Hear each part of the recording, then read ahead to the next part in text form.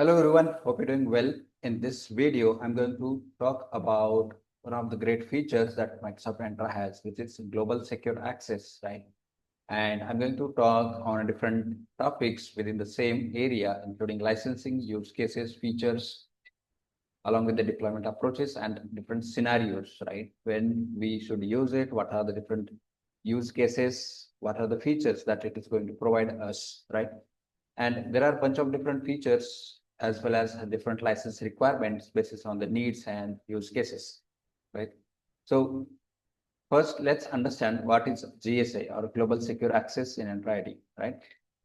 So GSA is also called as or is also considered as Microsoft's Entra modern security framework, right? As it is the part of Entra ID, right? And that's going to be the Entra's modern security framework to be able to deploy the zero trust architecture, policy enforcements across the environments, along with conditional access policies on managed and unmanaged devices, right? And not only this one, but there are so many other different use cases and different requirements where we can push it together, right? So to start with, I'm going to share my screen and walk you through the PPT presentation to show you how or what are the use cases, scenarios, and all of that stuff, right? All right, so let me share it here quickly. And let's go on the presentation mode so that we can, it seems it does not allow on the screen share. So instead of that, I would go presentation mode before, and then I will share the screen again.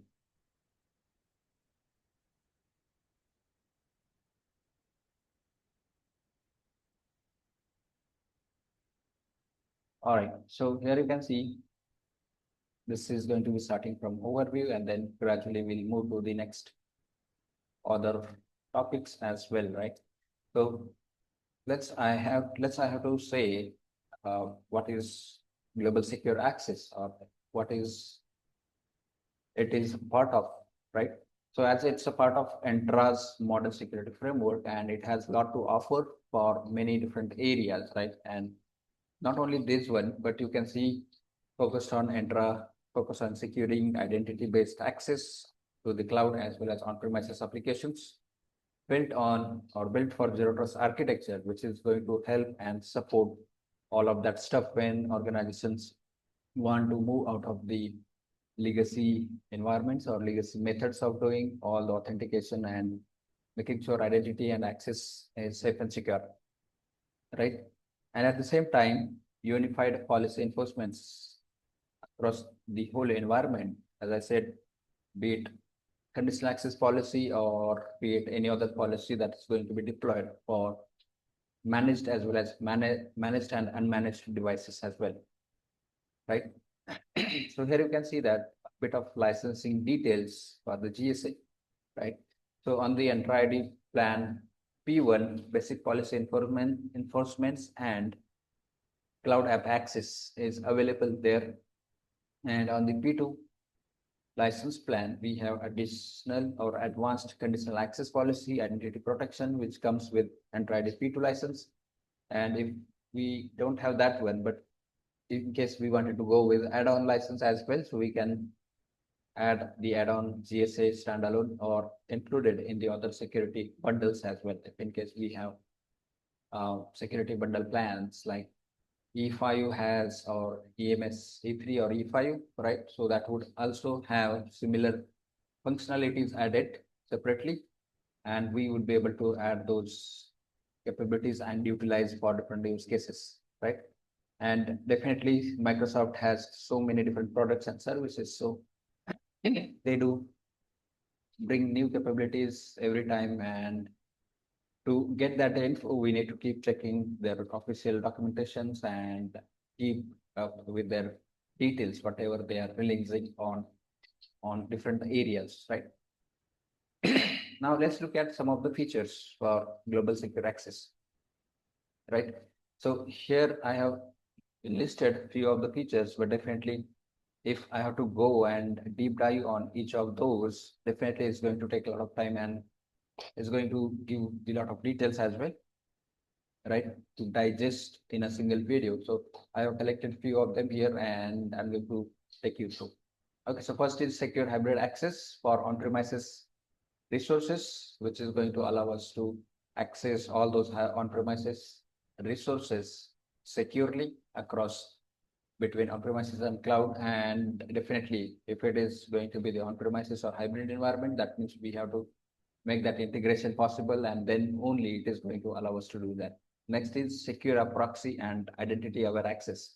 So this is one of the area where we have to provide access between on-premises resources to the cloud, and then the proxy is going to be built connection, and then identity aware access. That means it is going to provide the access on identity levels.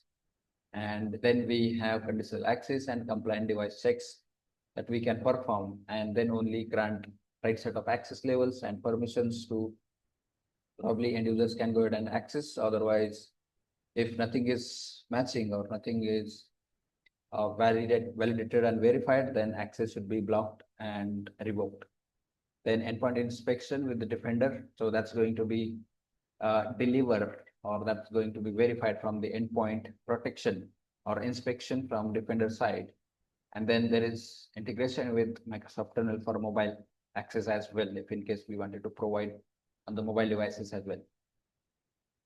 There are some of the common use cases I have listed over here, including remote workforce access to on-premises applications and systems and everything, right? And as this is a Microsoft product, Microsoft service, that means it is pretty easy for all the integrations and the support and everything together within the Microsoft ecosystem.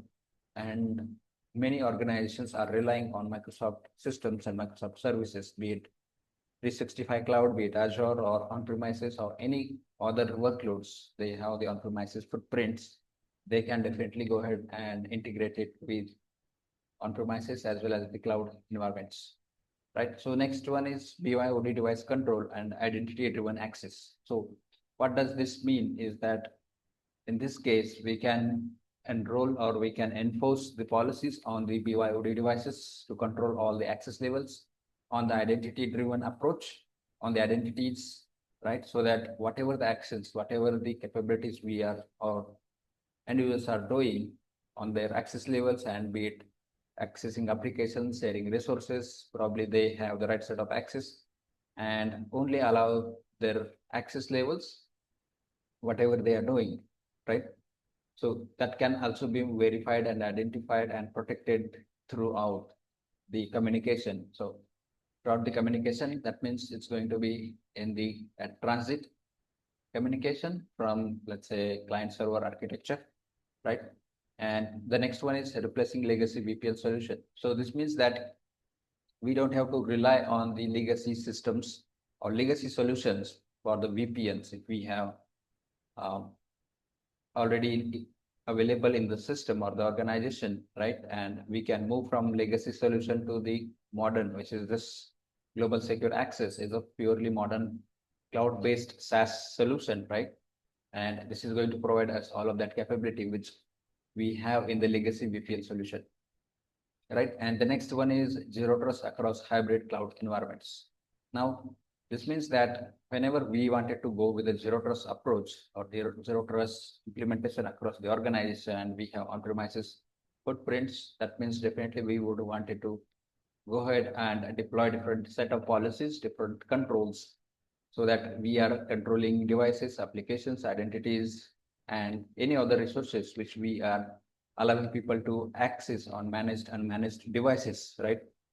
Now, there are different scenarios, including the people working from remote or fully remote. They don't have organization managed devices. They are using their personal devices, and that is going to be a challenge for many organizations to manage the resources effectively, as well as whether we wanted to take control of our data, how we wanted to provide access with least privileged roles or least privileged access levels, right? Instead of focusing or instead of giving them the full control or full access levels, right?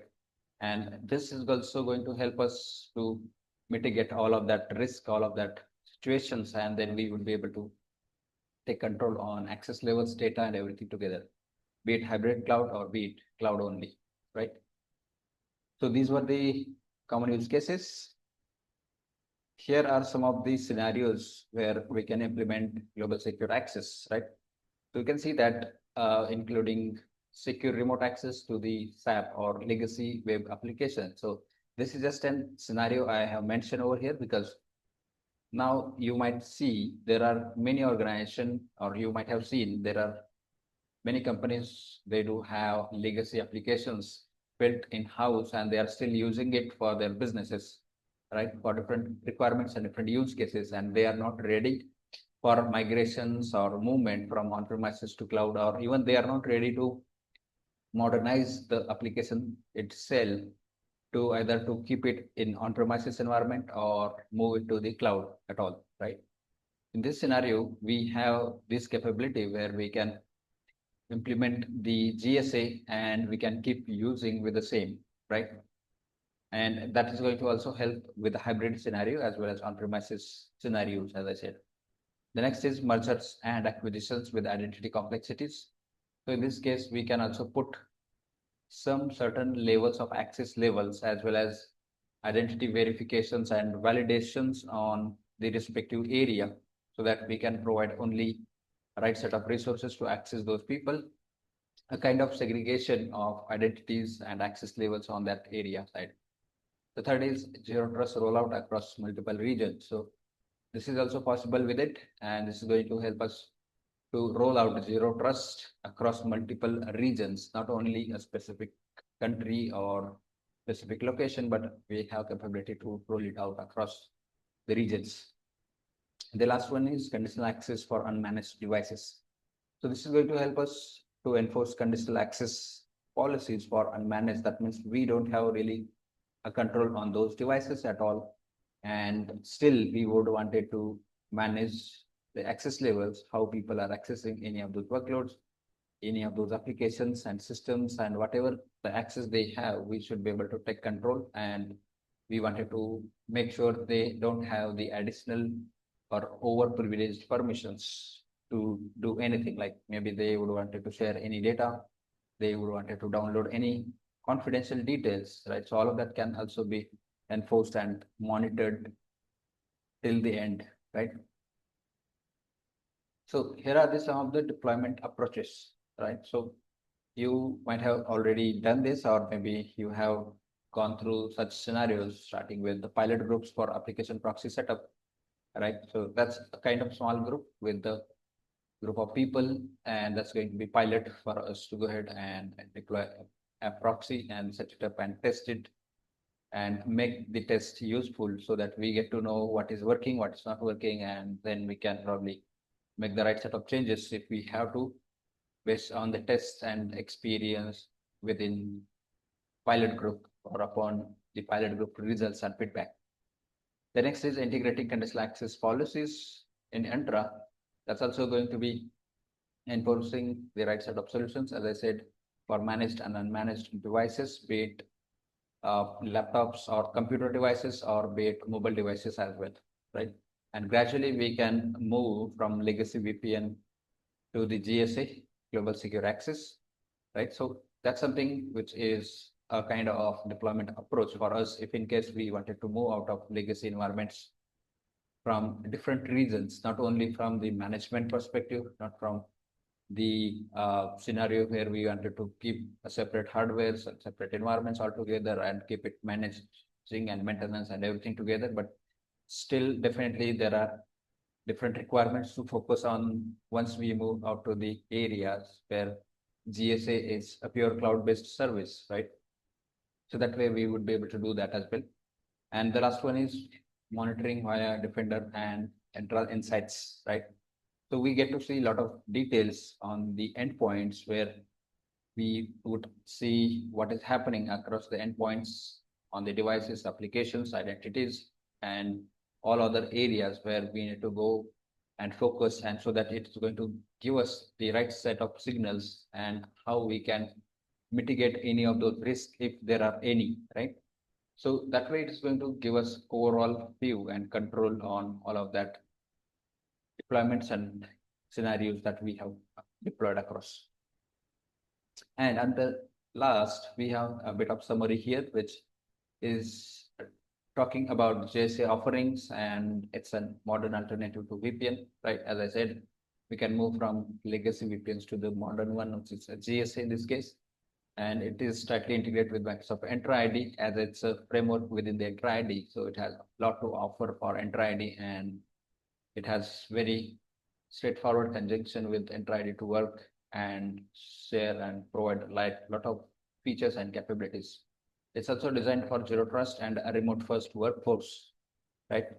This is going to cater all of those people who are working remotely with safe and secure accessing workloads across the any location or any country.